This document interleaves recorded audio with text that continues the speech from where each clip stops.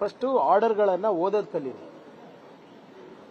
ಎಲ್ಲ ಧರ್ಮಗಳಿಗೆ ಅವರವರ ಆಚರಣೆ ಮಾಡಲಿಕ್ಕೆ ಒಂದು ಕಾನೂನಿನ ಚೌಕಟ್ಟಿನಲ್ಲಿ ಏನು ಅವಕಾಶ ಇದೆ, ಸಂವಿಧಾನಿಕವಾಗಿ ಏನು ಅವಕಾಶ ಇದೆ, ಅದನ್ನ ನಾವು ಮಾಡಿರೋದು. ಯಾವುದೇ ಒಂದೇ ಧರ್ಮಕ್ಕೆ ಮಾಡಿಲ್ಲ. ಈಗ ಜನಿವಾರ ಬಿಟ್ಟಿದ್ದೀವಿ, ಅದೇನು ಮುಸಲ್ಮಾನರು ಹಾಕೊಂತಾರ, ತಿಲಕ್ ಹಾಕೊಂತಾರ, ಸಂದಲ್ ಹಾಕೊಂತಾರ, ಬೂದಿ ಹಾಕೊಂತಾರ? ಸುಮ್ಮನೆ ಇದು ಅವರು ಮೋದಿಯವರ ಕಾರ್ಯವೈಖರ್ಯವನ್ನ ಮುಚ್ಚಿಡಕ್ಕೆ ಇವತ್ತು ಸುಮ್ಮನೆ ಇದು ಇಶ್ಯೂ ಮಾಡ್ತಾ ಇದ್ದಾರೆ. ಆರ್ಡರ್ ಓದಿದಾರ ಅವರು ಕರೆಕ್ಟಾಗಿ? ನೋಡ್ರಿ, ಈಗ ಶಾಲೆಗಳು ತೆಗ್ದಿರೋದೇನಕ್ಕೆ?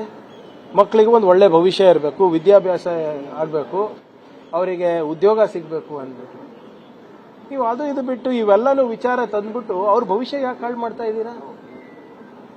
ಈಗ ನೀವು ನಮ್ಮ ಸಂಸ್ಕೃತಿ, ನಮ್ಮ ಕಲೆ, ನಮ್ಮ ಇತಿಹಾಸ, ನಮ್ಮ ಪುರಾಣ, ನಮ್ಮ ಧರ್ಮಗಳ ಆಚರಣೆಗಳು, ಆಹಾರ ಪದ್ಧತಿಗಳು ಕಲಿಸ್ಬೇಕು ಅಂದ್ರೆ ನಮ್ಮ ಮನೇಲಿ ಕಲಿಸ್ತಾರೆ, ನಮ್ಮ ಧರ್ಮಗುರುಗಳು ಕಲಿಸ್ತಾರೆ, ಮಸೀದಿನಲ್ಲಿ ಕಲಿಸ್ತಾರೆ, ಗುರುದ್ವಾರದಲ್ಲಿ ಕಲಿಸ್ತಾರೆ, ದೇವಸ್ಥಾನದಲ್ಲಿ ಕಲಿಸ್ತಾರೆ. ಶಾಲೆಗಳಲ್ಲಿ ಇರೋದು ನೀವು ಹೋಗಿ ವಿದ್ಯಾಭ್ಯಾಸ ಮಾಡ್ಲಿಕ್ಕಂತ.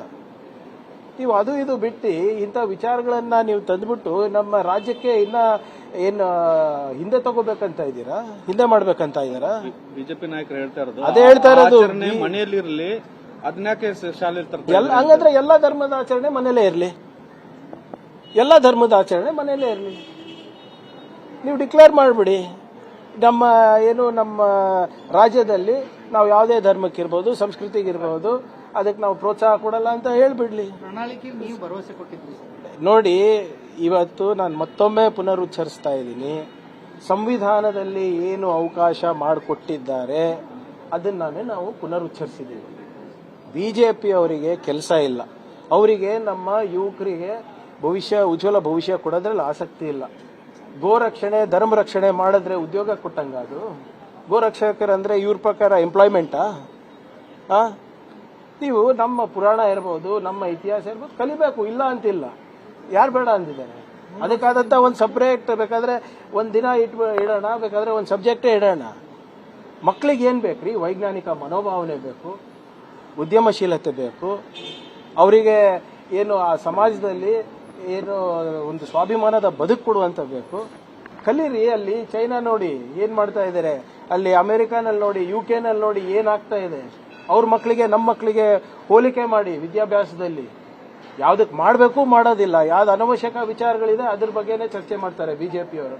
ಮಾತಾಡ್ಲಿ, ಆರ್ಥಿಕ ಪರಿಸ್ಥಿತಿ ಏನಿದೆ ಸರ್ ನಮ್ಮ ರಾಷ್ಟ್ರದ್ದು, ಅದ್ರ ಬಗ್ಗೆ ಮಾತಾಡ್ತಾರ?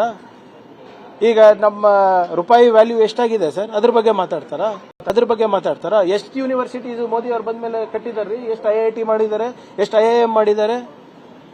ಅದ್ರ ಬಗ್ಗೆ ಗಮನ ಇಲ್ಲ ಇವರಿಗೆ. ಬರೇ ಆ ಶಾಲೆ ಹಾಕೊಳ್ಳಿ, ಈ ಶಾಲೆ ಹಾಕೊಳ್ಳಿ. ಆ ಶಾಲೆ ಹಾಕೊಂಡ ತಕ್ಷಣ ಉದ್ಯೋಗ ಸಿಗುತ್ತಾ? ಆ ಶಾಲ್ಗಳು ಹಾಕೊಂಡ ತಕ್ಷಣ ನಿಮ್ಗೆ ಇದು ಸಿಗುತ್ತಾ? ಆಯ್ತಪ್ಪ, ನಿಮ್ಮ ಮಕ್ಳಿಗೆ ಯಾಕೆ ಆಗ್ತಾ ಇಲ್ಲ ಅದನ್ನ ಹೇಳಿ. ಬರೇ ಬೇರೆಯವ್ರ ಮಕ್ಳಿಗೆ ಧರ್ಮ ಆಚರಣೆ, ಬೇರೆಯವ್ರ ಮಕ್ಳಿಗೆ ಇದು ಶಿಷ್ಟಾಚಾರ ಎಲ್ಲ. ನಿಮ್ಮ ಮಕ್ಕಳೆಲ್ಲ ಒಳ್ಳೊಳ್ಳೆ ಕಾಲೇಜು, ಒಳ್ಳೊಳ್ಳೆ ಸ್ಕೂಲು, ಒಳ್ಳೊಳ್ಳೆ ಫಾರಿನ್ ಯೂನಿವರ್ಸಿಟಿಗೆ ಹೋಗ್ಬೇಕು, ಉದ್ಯಮಿಗಳಾಗಬೇಕು, ನವೋದ್ಯಮಗಳು ಮಾಡಬೇಕು. ಬಡವ್ರ ಮಕ್ಕಳಿಗೆ ಮಾತ್ರ ಇದು ಕೇಸರಿ ಶಾಲು, ನೀಲಿ ಶಾಲು, ಹಸಿರು ಶಾಲು, ಅರ್ಶಿಣದ ಶಾಲು, ಹಿಜಾಬು, ಇದಕ್ಕ ಜನ ವೋಟ್ ಮಾಡಿರೋದು ನಮಗೆ. ಮುಸ್ಲಿಂ ಸಮುದಾಯದ ಓಲೈಕೆಯಾಗಿ ಇದನ್ನ ಮಾಡಿದ್ದಾರೆ. ಅದಕ್ಕೆ ಹೇಳ್ತಾ ಇರೋದ್ರಿ, ಎಲ್ಲಾನು ಕಾನೂನಾತ್ಮಕವಾಗಿ ಚರ್ಚೆ ಮಾಡ್ಬಿಟ್ಟೆ ಮಾಡಿರೋದು ಇದು. ಇದರಲ್ಲಿ ವಾಟ್ ಈಸ್ ಅನ್ಕಾನ್ಸ್ಟಿಟ್ಯೂಷನಲ್ ಹೇಳಿ? ಏನು ಬಿಜೆಪಿಗೆ ಹೇಗೆ ಅನುಕೂಲ ಆಗುತ್ತೆ ಅದ್ರ ಪ್ರಕಾರ ನಾವು ಆದೇಶ ಹೊರಡಿಸ್ಬೇಕಾ? ದಯವಿಟ್ಟು ನಾನು ನಮ್ಮ ಮಾಧ್ಯಮ ಸ್ನೇಹಿತರಿಗೆ ಹೇಳ್ತಾ ಇರೋದು, ನಮ್ಮ ಮಕ್ಕಳ ಭವಿಷ್ಯಕ್ಕೆ ಮತ್ತೆ ಧರ್ಮಕ್ಕೆ ನೀವು ಮಿಕ್ಸ್ ಮಾಡಕ್ ಹೋಗ್ಬೇಡಿ ಯಾರಿಗೂ.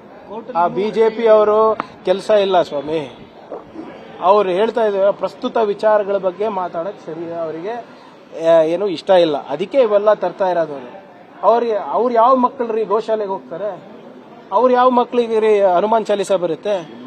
ಎಷ್ಟು ಜನ ತೋರಿಸಿ ನನಗೆ. ನಮ್ಮ ಒಂದು 100 ಶಾಸಕರು ಇರ್ಬೇಕಲ್ಲ ಮೇಲ್ಮನೆ ಮತ್ತು ಕೆಳಗಿನ ಮನೆಯಲ್ಲಿ, ಅವ್ರವ್ರ ಮಕ್ಕಳು ಏನೇನು ಮಾಡ್ತಾರೆ ನೋಡಿ.